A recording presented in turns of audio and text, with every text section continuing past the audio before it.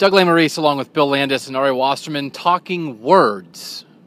Words are our livelihood, gentlemen. So we are looking for a word to describe the Ohio State Buckeyes so far. 4-0, number one in the country. Done with the non-conference, entering Big Ten play Saturday at Indiana. Bill Landis, what is your one word to describe the Ohio State Buckeyes football team right now? Weird.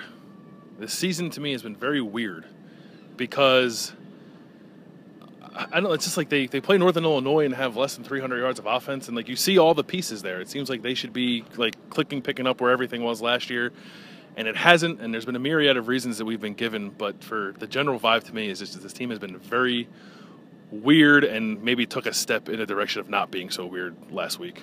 So you really think so this is unfolding very differently than what you thought it would? Yeah, for sure. Like I mean, I didn't expect them to come out and beat everybody 60-0 the first few weeks, but they haven't. I mean, they look nothing like, aside from shades maybe against Virginia Tech, where they did look pretty good. Hawaii and Northern Illinois, like I don't know what happened, because those are two teams. Even if you don't play your best, you should still be walking off the field feeling pretty good about yourself. And I don't think they were in either of those games. Ari Wasserman, how are you with words usually? Here's a word for the placement of where this video is happening. The sun's right on my face. Terrible. One word. That. I'm sweating. What's your word for the Ohio State Buckeyes football team? Flawed.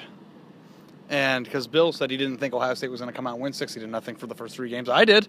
I thought they were. I thought Ohio State, like everybody else, was returning a team that won a national championship, the majority of the roster, and they were going to come out and be just as dominant very early in the season. And I think that it's important to remind everybody, as Urban Meyer has, that every team is different, and every team needs progression throughout a year to reach their peak, and Ohio State was at its peak in January. But I did not expect, like Bill said, that Ohio State would have issues blocking other defensive lines that shouldn't be anywhere in the same ballpark, that running the ball would look hard sometimes, that they don't have perimeter blocking, which you'll get into, that the defense would give up some plays that they probably shouldn't have, and right now, it doesn't seem like they're as invincible as I thought they would be. If you would have asked me a month ago, Ohio State's just going to joy walk into the Michigan State game, and maybe they still will, but they seem more vulnerable and more flawed than I anticipated they'd be. My word is joy walk. My word is not joy walk, because it's not a word or a phrase. Joy walk? In a video about words, I brought a new one to the table.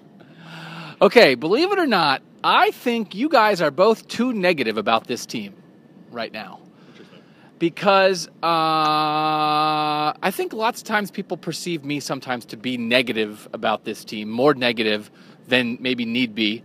And I think what we're always talking about is, what does today tell us about tomorrow? What does this game, which they did win, but they didn't look that great, what does it tell us about October and November and down the road?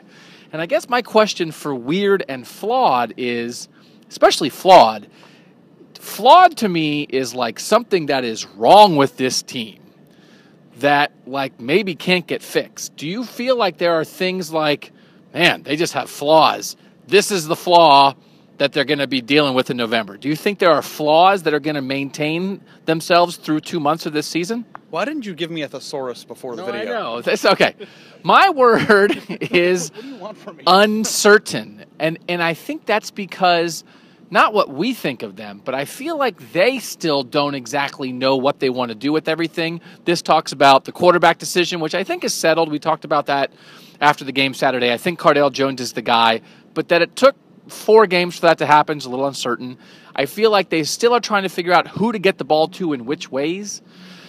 With Braxton Miller, with Curtis Samuel, with Jalen Marshall. How often should Ezekiel Elliott get it? And so I think they are trying to figure out what they're supposed to do, but I don't think there are things with this team where I'm looking at it and saying, ugh, what's happening now? I think that's still going to be happening when they play Michigan State. I feel like most of the stuff that you see, the defense was great one game, not as great on Saturday. Most of the stuff I can see, okay, it's worth talking about. It needs to be pointed out, but I can see how it's going to get worked out. And to me, it's not something where, Ari, this video is flawed. We did our best. Bill Landis, Ari Wasserman, Doug Maurice, you get the point. Thanks for reading. Thanks for watching at cleveland.com.